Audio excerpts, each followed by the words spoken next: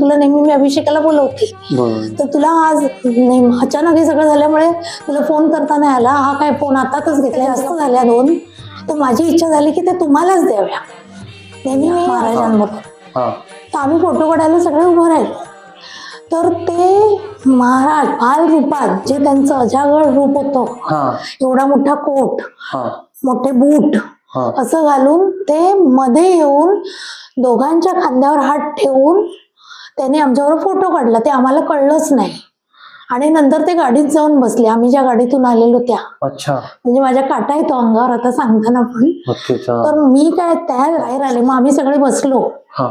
2-3 photo काढले आमच्या बरोबर त्यांनी. पण तेच रूप जे मठात त्यांचा फोटो लावलेला आहे धनकवडीच्या, त्या रूपातच एवढा मोठा कोट, एवढे हात, मोठे मोठे बूट, अशी विस्कटलेले केस, आणि इथून डोळ्यातून पाणी, इथून लाळ गळते, असं सगळं.